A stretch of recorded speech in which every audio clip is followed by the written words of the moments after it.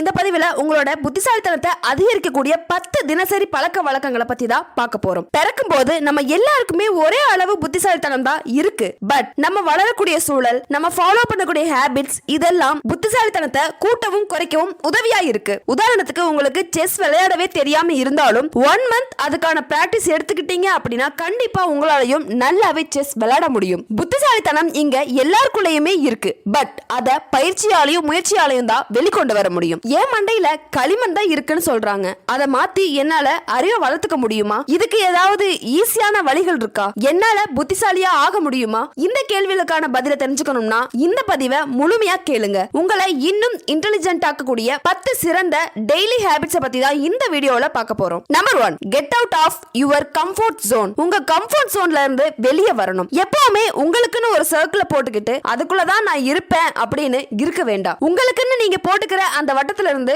கொஞ்சம் வெளியே வாங்க. அப்போதான் உங்களுக்கு ஒரு ஐடியா கிடைக்கும், தைரியம் வரும். சாப்பிடுறது, சும்மா பேசிக்கிட்டு இருக்கிறது, வெறுமனே எதையாச்சும் பாக்குறது, இப்படி உங்களுக்கு நீங்களே போட்டிருக்க லிமிட்டை கிராஸ் பண்ணி வாங்க. நிறைய விஷயங்கள் இருக்கு, எல்லாத்தையுமே பார்க்கணும், ஃபேஸ் பண்ணணும். ஸ்ட்ரெஸ்னு சொன்னாலே அந்த கம்ஃபர்ட் ஜோன்ல போய் விழுந்துடக்கூடாது. ஒரு தடவை அதை ஃபேஸ் பண்ணி பாருங்க. உங்களுக்கு தெரியாத விஷயங்களை கத்துக்க முயற்சி பண்ணுங்க. நிறைய ஆக்டிவிட்டிஸ்குள்ள இன்வால்வ் ஆகுங்க. இதனால உங்களுடைய இன்னர் ஸ்ட்ரென்த் மட்டும் இல்லாம தன்னம்பிக்கை, சுயமதிப்பு இது எல்லாமே வளரும். நம்ம பிறக்கும் போதே தன்னம்பிக்கையும் கூடவே சேர்ந்து பிறக்கிறது இல்ல, நம்ம செய்யக்கூடிய செயல்களின் மூலமா டெவலப் ஆகுது. உங்க இலக்குகளை அடையணும்னா நீங்க அந்த தன்னம்பிக்கையை வளர்த்து தான் ஆகணும். அதுக்கு கம்ஃபர்ட் ஜோன்ல இருந்து வெளியே வந்து நடக்கக்கூடிய எல்லா மாற்றங்களுக்கும் அடாப்ட் ஆகுங்க. Number 2, asking question. சின்ன குழந்தைகளை பார்த்தோம்னா எப்ப பார்த்தாலும் கேள்வி கேட்டுக்கிட்டே இருப்பாங்க. இது என்ன, அது என்ன, இது எப்படி வந்துச்சு, அது எப்படி வந்துச்சுன்னு ஏதாவது ஒரு கேள்வியை கேட்டுக்கிட்டே தான் இருப்பாங்க. இன்னும் ஒரு படி மேல போய் சில குழந்தைங்க கேட்கிற கேள்விகளுக்கு அவங்கள அடிக்கணும்னு கூட தோணும். பட் இதெல்லாம்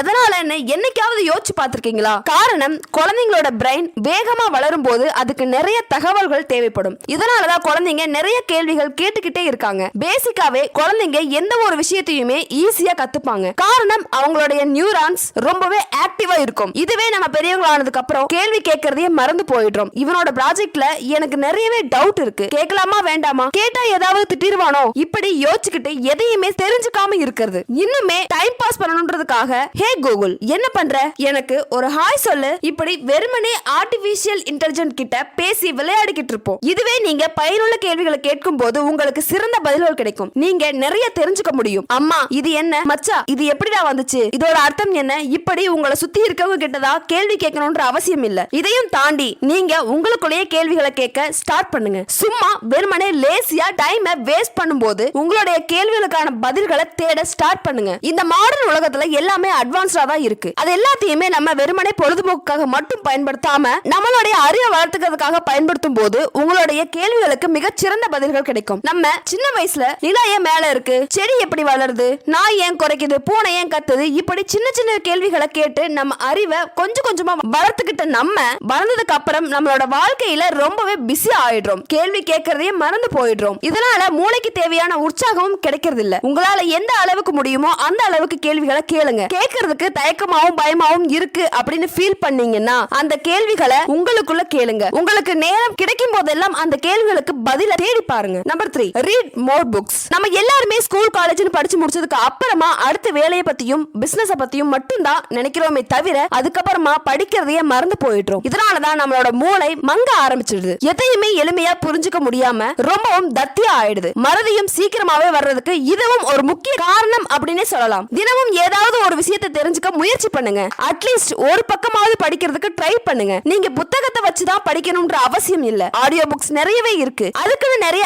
ஆப்ஸும் இருக்கு. சோ கொஞ்ச நேரம் ஒரு 10 நிமிஷமாவது அதை கேட்கறதுக்கு முயற்சி பண்ணுங்க. ஒரு நாளைக்கு ஒரு வார்த்தையோட அர்த்தத்தை புரிஞ்சுக்கிட்டாலும் கூட அதுவும் லேர்னிங் தான். உங்களுக்கு எந்த விஷயத்துல ஆர்வம் இருக்கோ அதை பத்தி படிக்க ஸ்டார்ட் பண்ணுங்க. உதாரணத்துக்கு ஆன்லைன் ட்ரேடிங், ஷேர் மார்க்கெட், ஆன்மீகம், ரிச் பீப்பிள்ஸோட லைஃப் ஸ்டைல்ஸ், அவங்களோட வாழ்க்கை முறை, ஹேபிட், இப்படி எதை பத்தி வேணாலும் படிங்க. பட் படிக்கிறதோட நிறுத்தாம அதை மத்தவங்களுக்கும் சொல்லுங்க. அப்பதான் நம்மளோட மூளையில நீங்க தெரிஞ்சுக்கிட்ட விஷயங்கள் இன்னும் ஆழமா பதியும். அதுக்காக சம்பந்தமே இல்லாத நெகட்டிவான விஷயங்களை தெரிஞ்சுக்கவோ படிக்கவோ நினைக்காதீங்க. உதாரணத்துக்கு இவர் மனைவி அவரோட ஓடி போயிட்டாராம், சொத்துக்காக அண்ணன் தம்பியை கொலை பண்ணிட்டானா, இப்படி நெகட்டிவான எந்த விஷயத்தையும் தெரிஞ்சுக்கணும்னு நினைக்காதீங்க. பாசிட்டிவான லைஃபுக்கு என்னெல்லாம் தேவையோ அந்த விஷயங்கள் எல்லாத்தையுமே தெரிஞ்சுக்க முயற்சி பண்ணுங்க. பாசிட்டிவான ஹேபிட்ஸ் உங்க லைஃப்ல கண்டிப்பா ஒரு நல்ல growth உண்டு பண்ணும். Number 4, surround with right people. உங்களை சுத்தி புத்திசாலியான மக்களை வச்சுக்க ட்ரை பண்ணுங்க. அவங்களோட தாட் அண்ட் திங்கிங் உங்களுக்கு ஒரு புது கோணத்தை ஏற்படுத்தும். அது உங்களை மோட்டிவேட் பண்ணும். நீங்க இன்னும் நிறைய விஷயங்களை கத்துக்கிறதுக்கு ரொம்பவே ஹெல்ப்ஃபுல்லா இருக்கும். நம்மள சுத்தி இருக்கக்கூடிய சூழல் நம்மளையும் மாத்தக்கூடிய சக்தி வாய்ந்தது. நீங்க உங்களை சுத்தி நல்ல ஹேபிட்ஸ் இருக்கக்கூடிய மக்களை வச்சுக்கும் போது அவங்களுடைய உற்சாகம் உங்களையும் உற்சாகப்படுத்தும். உங்களை சுத்தி புத்திசாலியான ஃப்ரெண்ட்ஸை வச்சுக்கும் போது உங்க பிசினஸ்ல ஒரு ப்ராப்ளம் கிரியேட் ஆச்சு அப்படின்னா அதை பாக்குற ஒவ்வொரு பீப்புளும் ஒரு புது ஆங்கிள் பார்ப்பாங்க. சோ உங்களுக்கு அந்த ப்ராப்ளமை எப்படி சரி பண்றதுங்கிறதுக்கான ஐடியாஸ் நிறையவே கிடைக்கும். உங்களை சுத்தி புத்திசாலி ஃப்ரெண்ட்ஸை வச்சுக்கும் போது உங்களால இன்னும் நிறைய கத்துக்க முடியும். புது புது விஷயங்களை தெரிஞ்சுக்க முடியும். சோ தினமும் ஒரு 10 நிமிஷமாவது புத்திசாலியான மனுஷங்க கிட்ட பேச ட்ரை பண்ணுங்க. Number 5, do what makes you fear. உங்களை பயமுறுத்தக்கூடிய விஷயங்களை செய்யுங்க. ஏன்னா பயத்தை நீங்க ஃபேஸ் பண்ணும்போது புத்திசாலியாவும் தைரியசாலியாவும் மாறுவீங்க. லைஃப்ல எவ்வளவு பெரிய தோல்வி வந்தாலும் அதை அசால்ட்டா சமாளிக்க முடியும். சில சமயம் நீங்க உங்களை பயமுறுத்தக்கூடிய விஷயங்களை செய்யும் போதுதான் உங்க வாழ்க்கையில பெரிய பெரிய வெற்றிகள், சந்தோஷங்கள் இது எல்லாமே கிடைக்கும். இப்ப இருக்கக்கூடிய எக்ஸ்பர்ட்ஸ் எல்லாருமே ஒரு காலத்துல பிகினர்ஸா இருந்தவங்க தான். சின்ன வயசுல நம்மளுக்கு பயம் அப்படிங்கிறது இருக்கவே இருக்காது. அதனாலேயே பொறுப்பில்லாத நிறைய விஷயங்களை செய்வோம். உதாரணத்துக்கு பாம்பு கூட கையில பிடிக்கிறதுக்கு ட்ரை பண்ணுவோம், வண்டியை ஸ்பீடா ஓட்டுவோம். பட் நம்ம வளரும் போது நம்ம கூட சேர்ந்து பொறுப்பும் வளருது. ஆனா அது கூட சேர்த்து நம்மளை பயமுறுத்தக்கூடிய விஷயங்களை நம்ம செய்ய மறந்து போயிடுறோம். உதாரணத்துக்கு புதுசா ஒரு இடத்துக்கு இன்டர்வியூக்கு போகணும்னா பயப்படுறோம். உங்களுடைய பிரசன்டேஷனை மத்தவங்க முன்னாடி பிரசன்ட் பண்றதுக்கு பயப்படுறீங்க. சுத்தி இருக்கவங்க சிரிச்சாலும் பரவாயில்லைன்னு உங்க பிரசன்டேஷனை கொடுங்க. அப்பதான் நெக்ஸ்ட் டைம் உங்களால இன்னும் பெட்டரா சூப்பரா பிரசன்டேஷனை ரெடி பண்ண முடியும். ஒரு விஷயத்தை கத்துக்கிறதுக்கான வாய்ப்பு கிடைச்சது அப்படின்னா அதை கத்துக்க ட்ரை பண்ணுங்க. சோ எப்பெல்லாம் வாய்ப்பு கிடைக்குதோ அப்பெல்லாம் உங்களை பயமுறுத்தக்கூடிய விஷயங்களை பண்ணுங்க. பைக் ஓட்டுறதுக்கு பயமா இருக்கு, கீழே விழுந்துட்டா என்ன பண்றதுன்னு யோசிக்கிறீங்களா? எதையுமே யோசிக்காம ஓட்டுங்க. 2 தடவை கீழே விழுந்தாதான் 3வது தடவை நல்லா ஓட்ட முடியும். யாருக்கு தெரியும், நீங்க பெரிய பைக் ரேசரா கூட ஆகலாம். சோ பயமுறுத்தக்கூடிய விஷயங்களை நிறைய பண்ணுங்க. அதுவே உங்க அறிவை வளர்க்கும், புதிய புதிய விஷயங்களை கத்து கொடுக்கும். Number 6, now how to recharge you. உங்களை எப்படி ரீசார்ஜ் பண்றதுன்னு தெரிஞ்சுக்கணும். எப்பவுமே வேலையை மட்டுமே பார்த்துக்கிட்டு இருந்தீங்க அப்படின்னா வெற்றி கிடைக்காது. இதனால எரிச்சல் வரும். ஐயோ எதுக்குடா இந்த வேலையை பாக்குறோம்னு எல்லாத்தையுமே தூக்கி எரியணும்னு தோணிக்கிட்டே இருக்கும். நம்ம செய்யற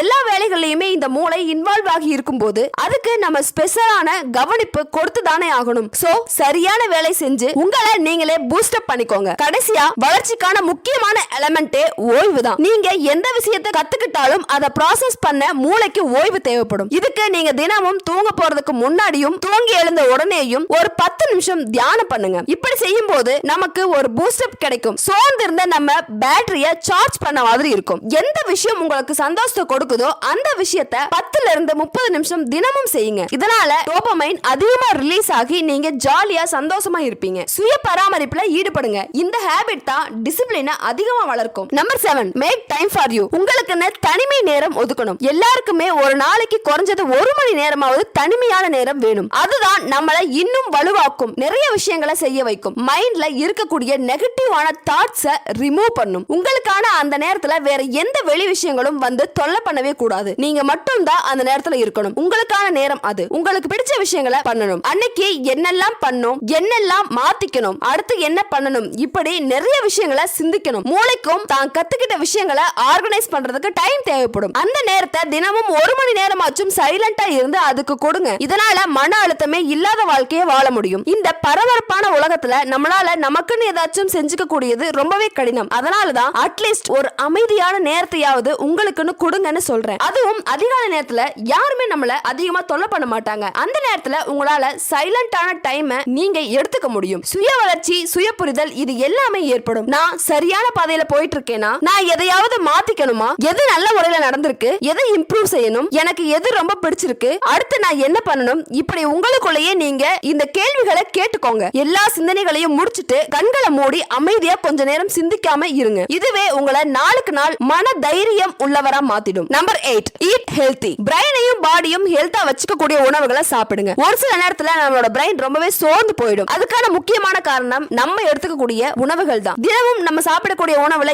ஏதாவது ஒரு வகை கீரையை சேர்த்துக்க முயற்சி பண்ணுங்க. அது நம்மளோட உடம்ப ரொம்பவே ஆரோக்கியமா வச்சுக்கிறதுக்கு உதவியா இருக்கும். பெரிஸ் இந்த மாதிரி இருக்கக்கூடிய ஃப்ரூட்ஸை எடுத்துக்கோங்க. அது நம்ம பிரைனை ஹெல்த்தியா வச்சுக்கும். தினமும் நிறைய தண்ணி குடிங்க. அது நம்மளோட பிரைனுக்கும் பாடிக்கும் ரொம்பவே நல்லது. முடிஞ்ச அளவு வெளியில சாப்பிடுறத தவிர்த்துட்டு வீட்டுல தயாரிச்ச உணவுகளை எடுத்துக்கோங்க. Fast food and junk food இது எல்லாத்தையுமே அதிகமா எடுக்கிறத தவிர்த்துட்டு ஆரோக்கியமான உணவுகளை சாப்பிடும் போது மூளைக்கு ரத்த ஓட்டமும் சீரா போகும். சோ உடலுக்கும் மூளைக்கும் ஆரோக்கியம் தரக்கூடிய சத்தான உணவுகளை எடுத்துக்கோங்க. வச்சுக்கோங்க. Number 9 exercise. தினமும் கட்டாயமா உடற்பயிற்சியை செய்யணும். குறைஞ்சது 7 to 8000 ஸ்டெப்ஸ் ஆவது நடக்கணும். நல்ல உடற்பயிற்சி, சத்தான உணவு, சீரான தூக்கம், புத்திசாலியான சேர்க்கை, இதெல்லாம் தான் நம்மள சிறந்த அறிவாளியா மாத்தக்கூடிய வழி. கால் வலிக்குது, கை வலிக்குதுன்னு ஏனோ தானோன்னு எக்ஸசைஸ் பண்ணீங்க அப்படின்னா அது எந்த ஒரு பலனையுமே கொடுக்காது. உடற்பயிற்சி செய்யும் போது ஒரு ஈடுபாட்டோட செய்யறதுக்கு முயற்சி பண்ணுங்க. நீங்க புதுசா ஃபர்ஸ்ட் டைம் இப்பதான் உடற்பயிற்சி செய்யறதுக்கு ஸ்டார்ட் பண்றீங்க அப்படின்னா கண்டிப்பா உங்களுக்கு நிறையவே பெயின்ஸ் இருக்கும். பட் அது எல்லாத்தையும் தாண்டி நீங்க தொடர்ச்சியா செய்யும் போதுதான் அதோட